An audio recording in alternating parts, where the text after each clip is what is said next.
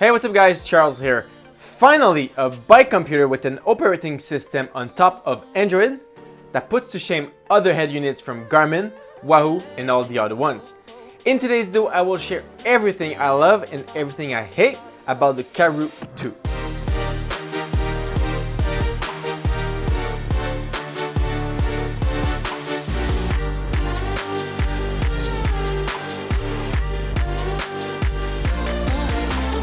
So the Hammerhead Karoo 2, is this the most advanced bike computer on the market right now? I think so. The Karoo OS is built on top of the Android 8 and it's a really complete different experience. I've been testing it for over a month now, nearly 1500 kilometers, and the good news is that I did not go back to my Wahoo. I actually gifted it to my girlfriend. Speaking of the Wahoo Element Bolt, this GPS is the one I've used pretty much every single day for the last 3 years. I absolutely love it. It had no issues at all. So the Karoo 2 had big shoes to fill when attempting to become my daily driver for my head unit. So in this video, I'll briefly talk about its best features. I'll share everything I like about it. I'll talk about all the bugs and problems I face with it. And I'll finish with my final recommendations if you guys should get the Karoo 2 or if you guys should stick with Garmin or Wahoo. So let's just go down the feature list. 3.2-inch high-resolution screen with a scratch-resistant and anti-glare matte finish. The body has a shock-reducing bumper with big physical buttons to navigate when riding, and it only weighs 131 grams for its bulky chassis. Quad-core 1.1 GHz CPU and a 32 gigs of storage that is powered by a massive 2500 mAh battery, which can offer over 12 hours of riding time. USB-C for fast charging, Bluetooth 4.0, NT+, Wi-Fi, GPS, and cellular data through a SIM card. It supports the Varia radar, smart trainers. It can also connect to Shimano Di2, SRAM eTap, Campagnolo EPS, smartphone.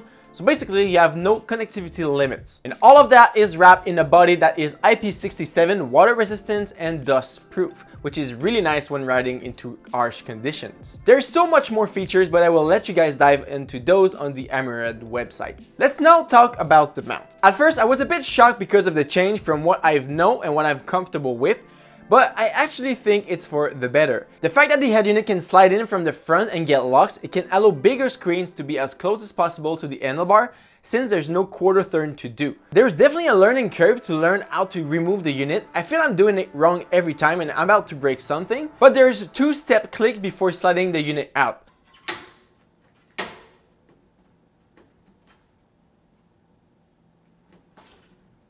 I want to mention I haven't had any issues or accidental dismount since using the unit. Even on really rough terrain, rocky terrain using the gravel bike, it really stayed in place and held the GPS perfectly. Now hopefully Hammerhead or third-party GPS mount builder will soon have a mount for aero bars so I can replace this Garmin one from K-Edge and I can ditch the adapter. Although here I won't do an in-depth tutorial on how to get started, I want to share how easy it was. To get started, it was really like any Android devices. You just connect to your home Wi-Fi and right away I had a software update, signed into my Hammerhead account that I've previously created on their website, entered a few information, set up my data pages, and I was ready to roll. There are a million other customizations you can do, but for the sake of time, I will let you dive by yourself in those. Change is inevitable to move forward, and I got to admit, my first week was difficult. I was like, my Wahoo don't do this, blah, blah, blah. And then like, my Karoo doesn't do that. But after a while, everything started to get in place. I was fast and efficient to navigate menus. I optimized my screen and I just got used to it. And these changes were definitely for the better.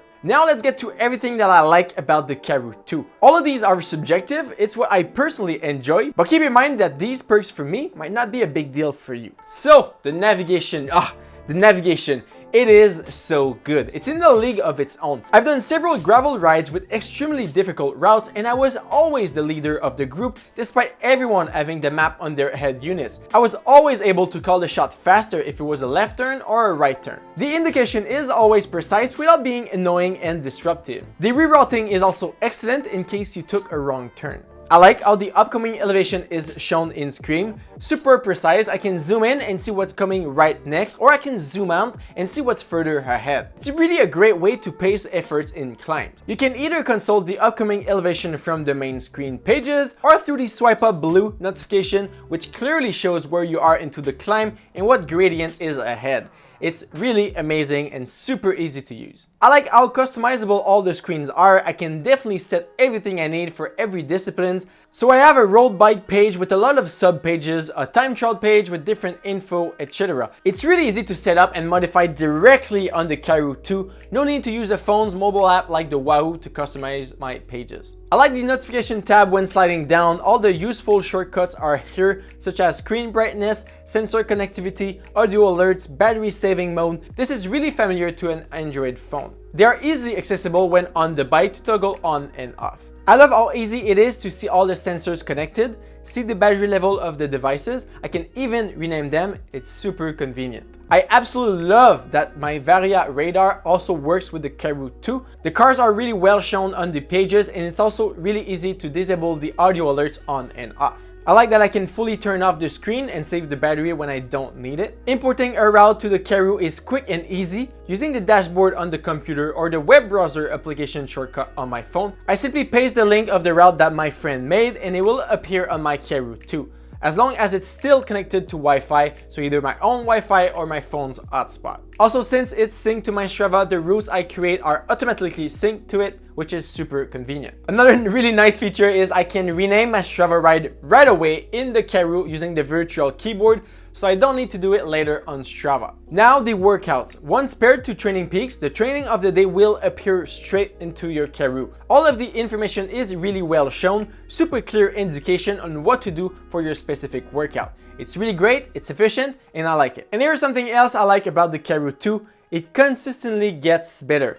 Since I've had 3 software updates in just 4 weeks. This device just gets better and better, and the team at Hammerhead really works hard to improve it. And one last thing about the power of using Android is you can sideload apps into the Karoo. So sideloading is basically manually adding application to the device without using the Google Play Store. I will not go into the details about it, but here I sideloaded the Zwift companion app, where I will be able to chat and use my power-ups directly on the Karoo when racing on Zwift. This sideloading thing is really powerful and offers many possibilities. I've read that you can put other map navigation software, Spotify, Netflix, and probably a lot more. In the future, maybe cycling apps will create a dedicated version for the Karoo.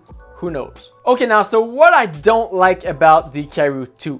This list seemed quite long, but the beauty is everything can be fixed in a software update. I had the opportunity to chat with a product expert at Hammerhead where we discussed all the problems I had, and most of them will be solved in the future, which is great. And before going on to these problems, I want to say these issues are happening to me as of today, July 1st, 2021. If you're watching this video in the future, have a look at the top pinned comment. I will update if these bugs and problems are solved. So my biggest problem using my favorite ACMA pedal is that the power disconnect when I stop riding for a few minutes. I've never had any power drops whatsoever when riding, but if I stop for 5 minutes at the gas station, the power meter goes to sleep. It disconnects, but it doesn't reconnect itself. So then I need to manually disable the sensors and reactivate them to be able to reconnect my power from the pedals. All right guys, so now for the power meter. So as you saw, it just disconnected itself.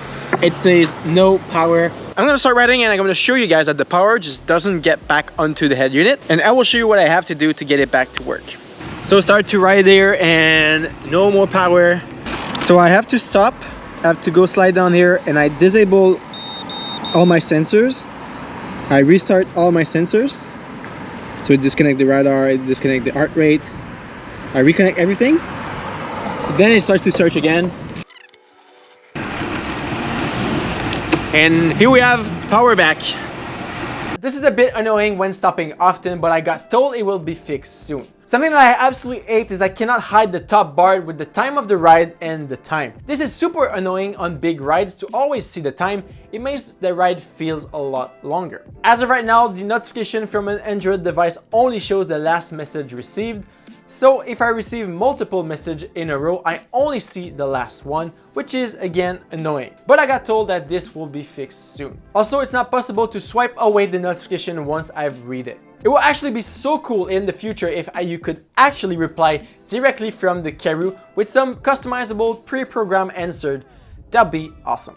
As much as I love the navigation and the map, the physical button only goes 3 levels from zoom to super zoom to medium view, which is definitely not wide enough. Sometimes I want a bird's eye view of the whole map and see which direction I'm going, and the button doesn't let me do it. I have to pinch to zoom out, which is basically impossible while riding your bike because of the vibration. Also, the pinch to zoom have some kind of issues that it might swipe to the next page, which is just so annoying. I've mentioned that I love the Strava live segment swipe up, but one thing that is unfortunate is I don't see my power or heart rate. So this makes it harder to pace an effort. And now the rain.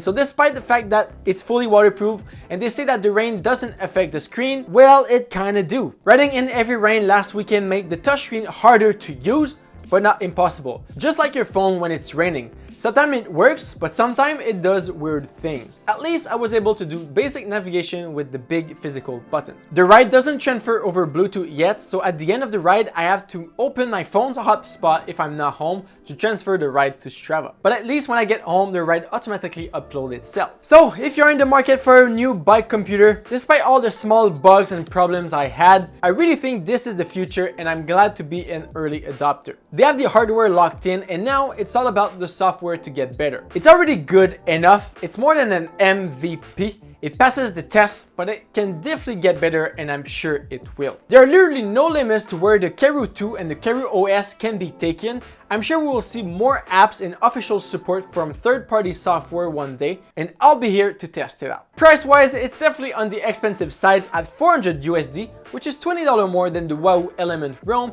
and $200 cheaper than the Garmin 1030 Plus. I totally think it's worth it. It's well positioned in the head unit market and offers unique features that other brands' head unit will never be able to offer until they switch to an Android-based system, which can take years to catch up from the Karoo OS. If you want to put your hands on one, there will be a link into the description. It's an affiliate link so I can get a kickback out of that sales. So it's fun, this YouTube channel, for me to become a full-time cyclist. So thank you. Alright guys, that's it for today's though. If you enjoyed, please don't forget, leave a thumbs up, subscribe if you aren't already. If you have any question about my Karoo 2, leave a comments down below. I reply to every single comment and hopefully I will be able to help you out. Alright, this is it for me. My name is Charles and I will see you guys on the road or into the next video. Peace.